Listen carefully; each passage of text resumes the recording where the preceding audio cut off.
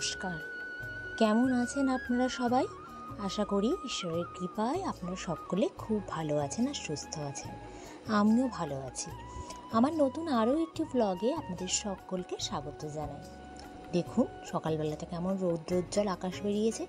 গত 2-3 দিন টানা বৃষ্টির পর এমন রৌদ্রের ছটা দেখলে কার না ভালো হয়ে যায়। কিন্তু আমার মনটা আজকে একটু ভারাক্রান্ত। ভেবেছিলাম আজকেও বুঝি বৃষ্টি হবে, তাই জন্য দেখুন না খিচুড়ি করেছি আর গরম গরম পটল ভাজা। কিন্তু কি আর করা যাবে, রৌদ্র দেখতে দেখতেই না হয় খিচুড়ি আর পটল ভাজাটা খেয়ে নেব। সকালে রান্নাবান্না শেষ হতে না হতেই দুপুরে রান্নাবান্নাটা শুরু করে দিয়েছি। উচ্ছে দিয়ে, গাজর দিয়ে, আলু দিয়ে একটা ভাজা আর পনিরের তরকারি, এই 2 পদেরই রান্না করেছি। এরকম 2 পদের রান্না সাধারণত হয় না, একটু বেশি পদেরই রান্না করা হয়। কিন্তু আজকে একটু ব্যস্ত আছে জানেন, কেননা সকাল থেকেই একটা তোড়জোড় শুরু করে দিয়েছি। আজকে যে ঝুলন যাত্রা, রাধাকৃষ্ণের ঝুলন যাত্রা, এই জন্য দেখুন সকালবেলা এই গেটটা সাজানো হয়েছে। কীরকম ভালো লাগছে, কত সুন্দর লাগছে, কিন্তু কিছু একটা মিসিং মনে হচ্ছে, একটু ফিকা ফিকা লাগছে। কেন বলুন তো? কেননা এখানে দোলনায় রাধাকৃষ্ণ নেই যে। চলুন, এইটা আবার সন্ধ্যাবেলা যখন রাধাকৃষ্ণ তার দোলায় দুলছেন সেই সময়কার ভিডিও। পিছন দিকটা এরকম একটা গাছপালা দিয়ে সুন্দর মনোরম দৃশ্য তৈরি। চলুন এবার আপনাদেরকে সামনের দিকটাতে নিয়ে যাই। পিছন দিকটা তো আপনারা দেখলেন কত সুন্দর লাগছে। এই হচ্ছে সামনের দিক, যেখানে রাধাকৃষ্ণ এইভাবে দোলায় বসে আছেন।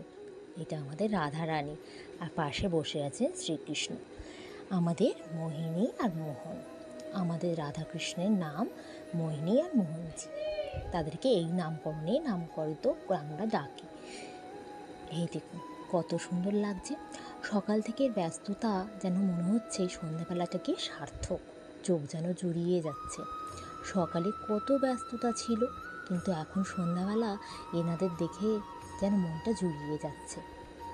মনে হচ্ছে কোনো ব্যস্ততা বা কোনো কাজই যেন কাজ বলে মনে হয়নি।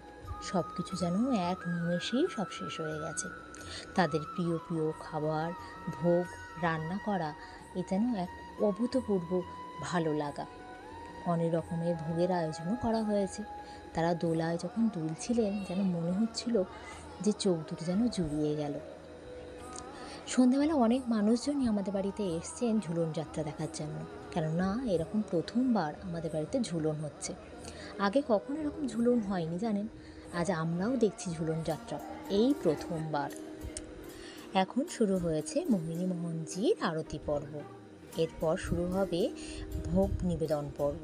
মোহিনী মোহনজি যে সমস্ত ভোগগুলো পছন্দ করেন ঠিক সেই অনুযায়ী আজকে রান্নাবান্নাগুলো করা হয়েছে, তাদের সামনে সাজিয়ে দেওয়া হয়েছে। যেমন তালের বড়া, নারকেল নাড়ু, বিভিন্ন প্রকারের মিষ্টান্ন, খাজা, গজা, লুচি, সুজি, মিহিদানা, তারপরে রাধারানীর যেটা পছন্দের আচার, কুলের আচার, আমের আচার, চালতার আচার, নোলের আচার, সমস্ত কিছুর ব্যবস্থা করা হয়েছে। আজকে আমাদের পাড়া থেকে বহু মানুষ আজকে আমাদের বাড়িতে ঝুলন যাত্রা দেখতে এসেছে। তাদেরও এটা প্রথমবার দর্শন করার জিনিস, আর আমাদেরও তাদের সঙ্গে এটা প্রথমবার ঝুলন দর্শন করছি আমরা। বিভিন্ন জায়গাতে এই ঝুলন উৎসব বিভিন্ন রকমভাবে পালিত হয়, কিন্তু এই ঝুলন উৎসবে সাধারণত রাধাকৃষ্ণের প্রেম ভাবটাই প্রকাশ করে।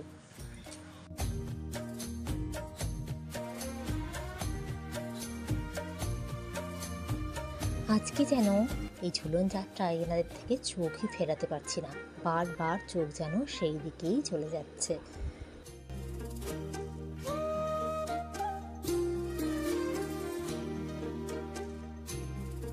এই যে এখানে সমস্ত ভোগগুলি রাখা আছে আর তাদেরকে নিবেদন করা হচ্ছে। এখানে বিভিন্ন প্রকার ফল আছে, আচার আছে, লুচি আছে, বিভিন্ন প্রকার পকোড়া, মিষ্টান্ন, গয়না বড়ি, সমস্ত কিছু তাদেরকে এক এক করে নিবেদন করা হচ্ছে।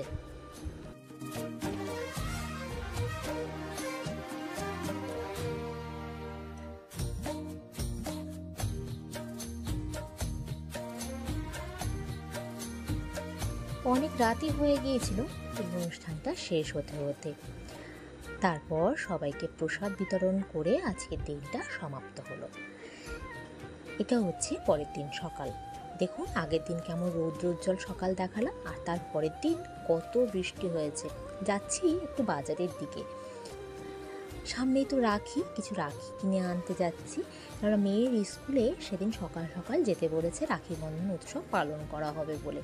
তাই দেখুন রাস্তা দিয়ে যাচ্ছি যখন, কত বৃষ্টি পড়ছে, আর এত বৃষ্টি হয়েছে যে রাস্তায় জল জমে গেছে। কেউ বলবে না যে আগের দিন অত রোদ ছিল, এত রোদ ছিল যে গরমে হাঁসফাঁস করতে হচ্ছে। এই যে রাখিগুলো, একটা একটা রাখি কত সুন্দর লাগছে, একের থেকে আরেকটা যেন আরও বেশি সুন্দর। ভেবেই উঠতে পারছি না যে কোন রাখিগুলো নেব মেয়ের স্কুলের জন্য। ও তো ছোট মানুষ, ওর জন্য এত বড় বড় রাখি নিলে ও ঠিক বেঁধে উঠতে পারবে না। তাই চিন্তা করছি যে এত বড় রাখির থেকে ওই যে আমাদের সময় ছোটো ছোটো যে তুলোর রাখিগুলো ছিল না, সেইগুলোই মনে হয় ঠিক হবে। কেননা যে সমস্ত বন্ধুবান্ধবদের হাতে পরাবে ও, তারাও তো খুব ছোট মানুষ, তাদেরকে যদি এত বড় হাতে রাখি পরেই দেয় তো একটা হাত পুরোটাই বন্ধ হয়ে যাবে শুধু একটা রাখিতে। এই দেখুন তুলোর রাখি, কি সুন্দর কালার, দেখুন আমার তো খুবই সুন্দর লাগছে।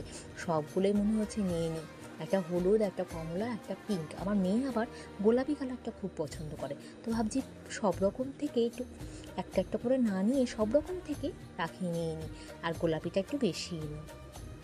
এই দেখুন প্যাকেটেও কত প্রকারের রাখি, কত কালারের। আর এইগুলো দেখাচ্ছিল, এগুলো একটু দামি, তো এইগুলো দেখলাম, কিন্তু এগুলো আর নেব না, দামি বলে নয়, এগুলো বাঁধতেই পারবে না।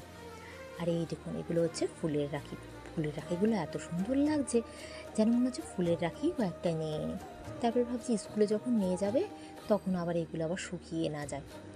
কিন্তু রাখিগুলো দেখতে কিন্তু খুব ভালো লাগছে, এত সুন্দর লাগছে রাখিগুলো যেন এদের থেকে চোখই ফেরাতে পারছি না। দেখুন প্রত্যেকটাই কত সুন্দর সুন্দর লাগছে, ভারী মিষ্টি লাগছে রাখিগুলো। আমাদের সময় এই ফুলের রাখির উপরে এরকম একটা করে গোলাপ দেওয়া থাকতো, এটা কিন্তু কাগজের গোলাপ, অরিজিনাল নয়। কিন্তু আমাদের সময় ফুলের রাখি তো থাকতো এই রজনীগন্ধার মধ্যে একটা করে অরিজিনাল গোলাপ ফুলও থাকতো। এখন আবার দেখছি এগুলো প্লাস্টিকের গোলাপ, প্লাস্টিকের গোলাপ দিলে সেগুলোর আবার কালার হতে পারে, এই যে যখন একটা পিঙ্ক, একটা লাল, এগুলো আবার খয়েরি কালার। এই যে আর মেয়ে দোকানে এসেছে আর বায়না করবে না, তাই কখনো হয়? এই দেখুন এটা একটা কী খাবার আমি জানি না, এটা নাকি চোখ খাবার। আবার একটা চকলেটও নিয়েছে ডার্ক, আমি বলছি আমাকে ওইখানে হাফ ভাগ দিতে হবে, তো তাতে রাজি হয়ে একটা ডার্ক চকলেট নিয়ে তাকে আবার হাফ করছে, হাফ করে আমাকে আবার দিল। আমি আবার চকলেট খেতে খুব ভালোবাসি, আর মেয়ের থেকে ভাগ বসাতে বেশ ভালোই লাগে। আর ও তো আমাকে দিতে চায় না, কেননা ও ওটা সবই খেতে চায়, কিন্তু এতটা চকলেট তো ওকে দেওয়াটা ঠিক হবে না। তার জন্য আমি চাই ওর কাছ থেকে যে একটুখানি নিতে, যে যেন এতটা চকলেট যেন একা না খায়। শুধু এতেই কিন্তু সমাপ্ত নয়, আরও একটা চকলেট, এই দেখুন এটা হচ্ছে নেসলের। এই চকলেটটারও আবদার যে মা এই চকলেটটা দাও, কিন্তু ভাগ করতে গিয়ে ও সমস্যায় পড়ে গিয়েছে, ভাগ তো করতেই পারছে না। বলছে যে কি করে ভাগ করব আমি এই চকলেটটা, ভাগাভাগি তো হতেই পারছে না। এই যে গোনাগুনির পর্ব চলছে, মা কটা নেবে আর আমি কটা নেব, তো এই ভাগাভাগি থেকেই আনন্দ। ও ভেবে উঠতে পারে না যে কোন দিক দিয়ে আমি ভাঙবো, তাহলে মার আর আমার সমান ভাগে ভাগ হবে। কিন্তু চকলেটের মধ্যে যে ভাগটা করবে সেটা লম্বাই করবে না মাঝখান দিয়ে করবে, সেটাই ভেবে উঠতে পারছে না, বারবার গোনার চেষ্টা করছে। দেখুন না,